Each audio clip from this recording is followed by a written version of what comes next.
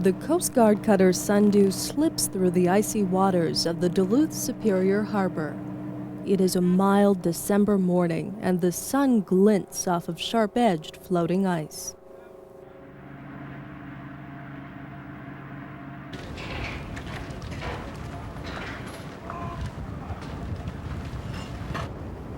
We're on our way up the St. Louis River to remove lighted navigational buoys before they are damaged by ice.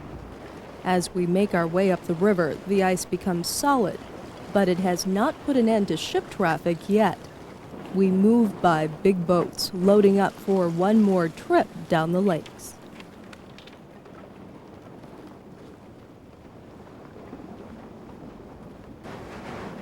Now the Sundew faces ice which is becoming progressively more thick.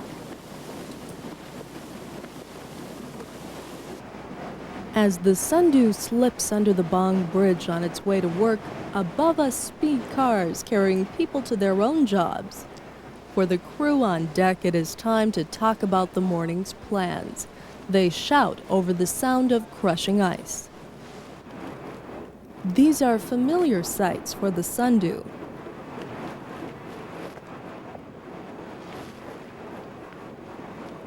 Laboring along, the Sundew comes upon the first lighted buoy of the morning, number 19, firmly encased in river ice. Next comes the task of breaking the buoy out of the ice, hooking it, and lifting it on board. It can be a frustrating job.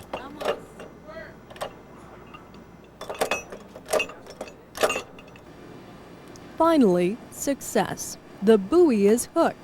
These hand signals tell the operator which way to move the boom. Working with a few thousand pounds of swinging steel topped by a solar panel is not as easy as they make it look. In fact, all the guys standing up here on the forecastle with us are new, and they come up here to watch and learn because we see how that thing's swinging around. That's one of the reasons why you have to know what you're doing when you're down there. You get hit with that. We don't have, I think the worst injury we've had in the 4 years I've been here is a couple smashed fingers, which is good. This is a dangerous job. Last year, not on one of these type boats, but on another buoy tender, they had a guy get killed when the boom fell on him. So it's not as safe as it looks. This is very much the working boat, with 50 Coast Guardsmen on board. We've got a number of people right out of boot camp who are just learning the ropes, so to speak. They're the guys who are really getting their hands dirty and up to their elbows on the manual work. Real valuable jobs, of course. And then, of course, we've got trained specialists in every field, from engineering to navigation to cooks to a corpsman who's our medic. We run the whole gamut. Solar panels power the buoy's light. These can be damaged or destroyed when pulled under shifting river ice, unless they're rescued in time. Because it does get so wintry so early here, and because the mariners do desire to try to run as long as they can in the fall, we try to leave the buoys in, and as a result, we lose some hardware sometimes. Even after the buoy is on board, the crew's job still isn't done. Next, they lift the sinker, weighing between 4,000 and 12,000 pounds and covered in river mud. Which is just fine with the University of Wisconsin Superior researcher who is looking for signs of zebra mussels.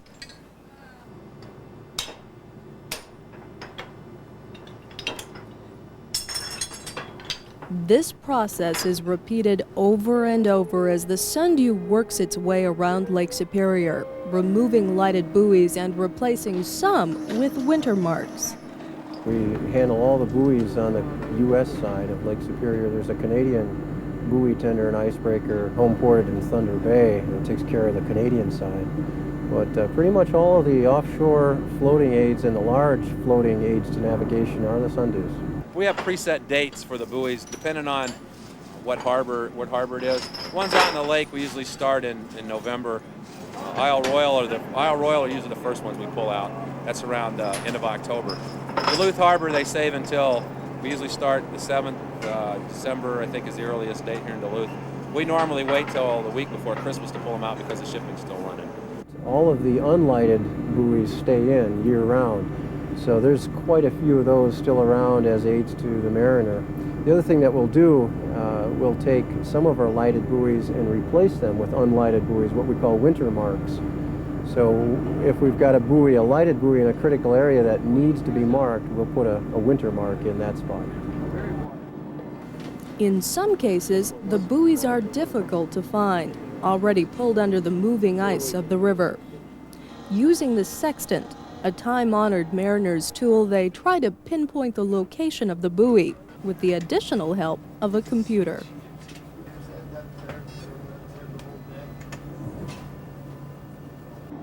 Finally, it's just a matter of breaking ice until the missing buoy pops free of its prison and bobs to the surface. The Sundew has served as a Coast Guard vessel on the Great Lakes for 50 years, ever since it was built at the Marine shipyards during World War II. The boat is part of a much older tradition, however. The history of the Coast Guard on Lake Superior dates back to well before the turn of the century.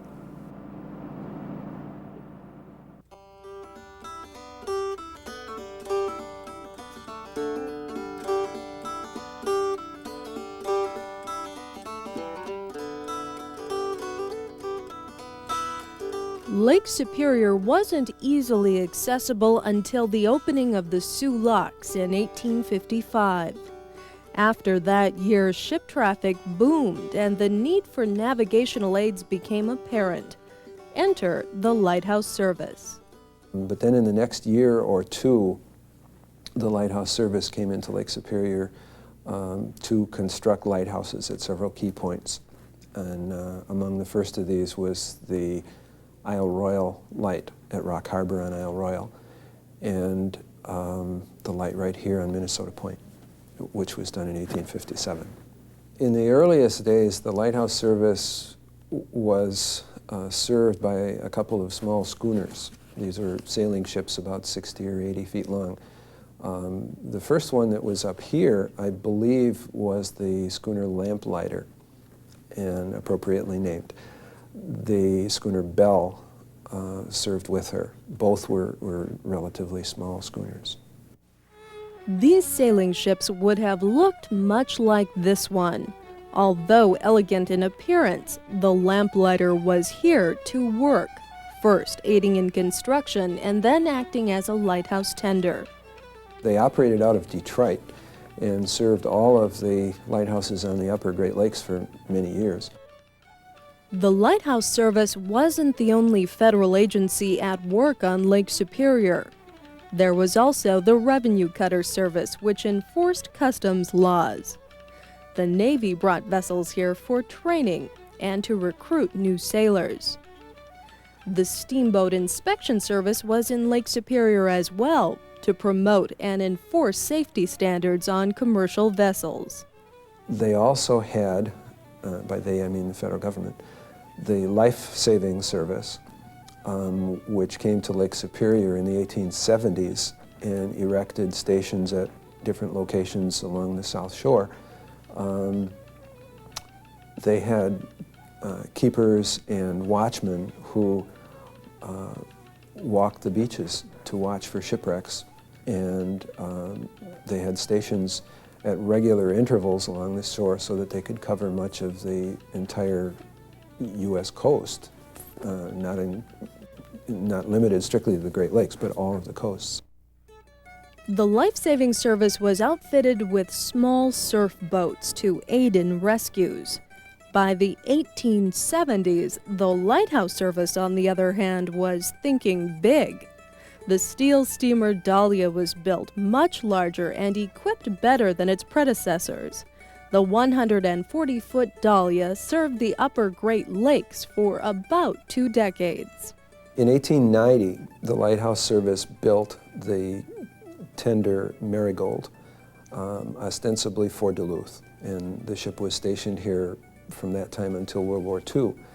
In 1892, they also constructed the Amaranth, which was a relatively similar craft, And she was stationed at Detroit to kind of displace the Dahlia, which was then sent over to Lake Michigan.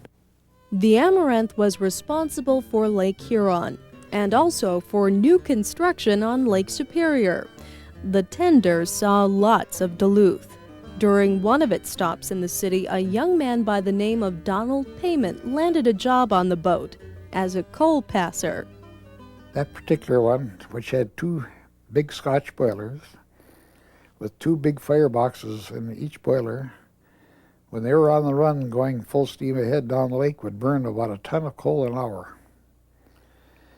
And in burning a ton of coal an hour, you've got to have coal handy to throw in there, plus get rid of the ashes and clinkers that come in the firebox. So it really took 2 men to properly keep a full head of steam on the boat. Don spent 1934 on the Amaranth as a coal passer. The next year, he was promoted to fireman. During his 4 years in the lighthouse service, Don saw plenty of lighthouse tending, buoy work, and even some search and rescue. Such was life aboard the Amaranth. Yes, and it was considered the flagship of the lighthouse tenders. That's what they were all referred to as United States lighthouse tenders. And it was maybe I thought the prettiest of the bunch of them.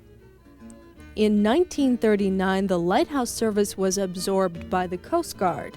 As a matter of fact, by that year, the life-saving service, the steamship inspection service, and the revenue cutter service had all become part of the Coast Guard. A world away, the winds of war were already blowing over Europe and Asia. Germany, Japan, and Italy had come together to form the Axis powers. This triad was swallowing up one country after another. While the forces of Adolf Hitler marched on, the United States government began preparing for the inevitable by gearing up wartime industries. After spirited negotiations on the part of President Arnold Laron, Marine Iron and Shipbuilding of Duluth received a contract for the construction of 180-foot Coast Guard cutters.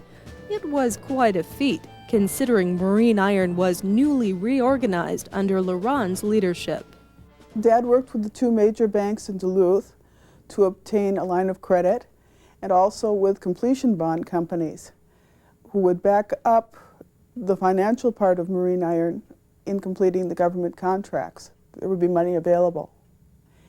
And he traveled to Philadelphia, he traveled to Washington and New York, and sat in the boardrooms with the heads of the Coast Guard and had to sell them on the idea that Duluth labor could produce quality ships in the least amount of time. The plans for the Coast Guard cutter actually came from the old lighthouse service. The time-honored design was modified for wartime purposes. They took the existing drawings, which had been generated in the late 1930s, and made them a little more powerful and a little faster, a little narrower, so that they could serve not only as lighthouse tenders, but also as search and rescue craft to rescue downed airmen, for instance, during the wartime years. They made them a little faster for that reason, but also so that they could serve as anti-submarine craft, and they armed them for that purpose. So the ships carried depth charges. They carried a 3-inch 50-millimeter gun on deck and 2 smaller 20-millimeter cannons on the pilot house for anti-aircraft work. The first prototype cutter produced by Marine Iron and Shipbuilding was called the Cactus. The Cactus was a new class of Coast Guard cutter, and change orders kept coming in from Washington. The equipment that they were using was from the old Marine Iron, and the floor was uneven, and the people were experienced, but not in building the new kind of ship. With the change orders coming in, they never knew how much time it would take or how much it would cost. They just had to wing it as they went along. The first ship of the Cactus class was launched on November 25, 1941, just weeks before the Japanese attacked Pearl Harbor. December 7, 1941. The Japanese struck Pearl Harbor without warning. The Americans, caught completely by surprise, could offer only feeble resistance. Of the 8 heavy battleships at anchor at the base, 7 were either sunk or severely damaged. The devastating attack left over 2,000 Americans dead and 1,100 wounded. On December 8th, President Franklin D. Roosevelt officially declared America at war. While American soldiers marched off to battle, American industry geared up for wartime production. Duluth and Superior were no exceptions to this rule. At marine, iron, and shipbuilding alone, they produced 5 more 180s in 1942. Meanwhile, with the help of marine iron, another Duluth shipyard received a Coast Guard contract to produce Cactus-class 180s. Zenith Dredge built 7 cutters in 1942. Their first, the Balsam, was launched on April 15th of 1942. The 2 shipyards had much in common. In both places, time was of the essence in meeting wartime production goals. We were told to get going, you know, and of course we did. We welded hard there. It was a good yard to work for, and we had good foremen, and they kept us going, you know. And so you had to keep going in the wintertime, otherwise you'd freeze to death, you know. Shipyard workers often found themselves dealing with less than ideal weather conditions. The heat of summer could be bothersome, but winter cold could cause welds to crack. When you weld a good wide weld in the wintertime like that, and then if you let it go, it would crack, you know. So they had to keep torches on them all the time, and that brought a lot of heat. And of course, I heard them go a couple times. Big way they went. Of course, you got to chip it out and then weld it over again. See. Well, in July, it was hotter in the blazes inside of the ship. It wasn't so bad on the outside because you got a breeze there. But in the inside of the ship, them guys were sweating, I'll tell you. You know, when the metal gets hot, you know, say about 60, 70, 80 degrees or 90 degrees, you could fry an egg on that plate, you know. That's how hot it used to get, you know. Welders worked together in 2-person teams, welding seams on the structure of the ship. Of course, when you're welding on one side, like on the side of the ship, why one welds on the inside on the seam, and then you got a welder on the outside. And of course, I was being left-handed. I could go this way, and outside, a right-hander man could go follow. We'd both go right along together, you know. So that's the way they worked it. We build a shell on the blocks, and then they'd launch it, you know, skid it down into the water, you know. And then from there, they'd take it off to the side, and they'd put all the electricians up and all the ones that worked in the interior. They'd put them all to work on another area of the shipyard, you know. The launchings of vessels built in the Twin Ports during World War II were important social events. The festivities were morale boosters, not just for the shipyard workers, but for local residents as well. Arnold Lerun and his beautiful fiancée planned many for both Coast Guard and Navy ships. One of the most famous things about building ships in Duluth were the launchings. And the Navy launchings for US 112 or 116 or 138, net tenders and tankers were all big events with cameras and special dinners and roses and champagne bottles. So it was interesting. Getting contracts to build the Coast Guard cutters had much to do with social abilities as well as negotiating moxie. They entertained the Coast Guard Commandant, who's the head of the whole Coast Guard here in Duluth, And it was their job to show that we were competent people so that the Coast Guard would have a good impression of the people in Duluth. They could choose any city they wanted, somewhere in Michigan, somewhere on the East Coast, to build Coast Guard cutters. And the social part of it was a very high-pressure thing for Dad. The politicking paid off. Marine Iron got contracts to build 21 cutters of 3 classes: Cactus, Mesquite, and Iris. Zenith Dredge received contracts to build 17 180s, divided into 2 classes, Cactus and Iris.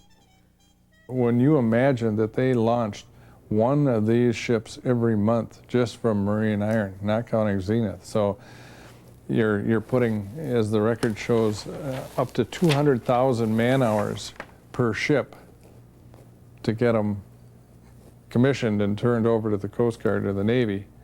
And they were doing that at the rate of 1 a month in 1943. It's utterly unbelievable. Both yards had that to a great degree. Both yards received the Army-Navy E awards for excellence for their production, and I think assisted the program very materially. Although the Coast Guard cutters were all named after trees and plants like clover, acacia, and sundew, outfitted for war, they look quite formidable. Mounted with armament ranging from anti-aircraft guns to depth charges, the 180s played a vital support role during the war. I think the buoy tenders were important for a number of reasons. Certainly they assisted materially with the delivery of ships from the Great Lakes yards, but they also performed the valuable service of surveying and buoying a lot of the harbors in the Pacific during the invasions of the wartime years. So they were able to go in and mark out channels for invasion craft and for supply vessels, and to make it safe for these ships to service these ports where really there hadn't been any sort of port facilities developed whatsoever. Some of them were also credited with shooting down enemy aircraft and with sinking submarines.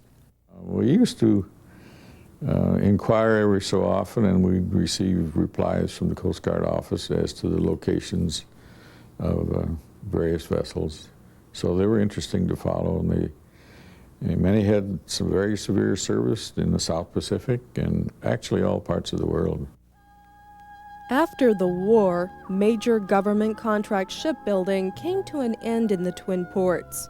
Marine Iron and Zenith Dredge went on to other projects, but the fruits of their labor, the Coast Guard cutters, made the transition to peacetime duties. The last cutter to be built at Zenith Dredge was the Woodrush. After it was launched in 1944, the cutter was stationed right here in the Twin Ports. Gil Porter was commanding officer of the Woodrush for 4 years, beginning in 1959. During that time, the cutter was involved in buoy work, lighthouse tending, ice breaking, and of course, search and rescue. Yeah, the Cgc cord had engine failure, or I think it was in tow actually, initially, after an engine failure en route to Thunder Bay, and it broke adrift. And it was rather bad conditions. And we got called out to assist. In the meantime, it had drifted across the lake from somewhere south of Rock of Ages, or Isle Royal, over towards the Keweenaw. The Woodrush located the sea cord and towed it to safety, saving the lives of the crew on board. Of course, there were many other rescues and attempted rescues over the years the Coast Guard cutter remained in the Twin Ports, becoming a familiar and well-loved sight in the harbor. Eventually, the ship needed major repair work. The Woodrush was taken to Curtis Bay, Maryland in the fall of 1979. The ship was destined not to come back to the Duluth Superior Harbor. It would find a new home in Sitka, Alaska. The last Coast Guard cutter built by Marine Iron was named the Sundew. It was also launched in 1944. The Sundew was stationed first in Manitowoc, Wisconsin, then Milwaukee, Sturgeon Bay, Charlevoix, Michigan, and finally came back to Duluth in 1980. These pictures feature the Sundew through the eyes of the unofficial, official photographer. I kind of named myself the official photographer. Once I get to know people down there and became friends with them, and the crew needed photographs to send home and all that, I developed a nice relationship through their ship store to provide them with photographs, not trying to make money off of them because they are friends, but to provide them with their photographs. Consequently, when they sail once in a while, because of my maritime interests, I get to go with them, take photographs, ride, just enjoy it. Instead of staying in Duluth one winter, the Sundew headed south to the Caribbean, where they helped crack down on drug trafficking, among other duties. There have also been many days of buoy tending, ice breaking, as well as search and rescue work on Lake Superior. Now, with the help of some friends, the Sundew celebrates its 50th birthday in its hometown. There you go. Okay.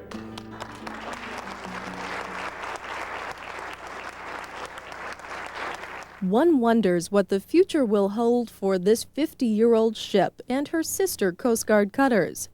As for the Coast Guard itself, the tradition continues. There's a special kind of a pride that you see in the men who served, not just in the Coast Guard, but in its predecessor agencies. The life-saving service was served very largely by volunteers. And you can just see these guys, you know, popping their buttons as they stand there for portraits in the old days. And a lot of that has been passed down to the present Coast Guard. We feel a real strong bond with the Coast Guard. Every time you see men from the Coast Guard that have been on or presently are on those vessels, you can certainly see that they're very proud in doing what they are doing, and they have a lot of good history behind them.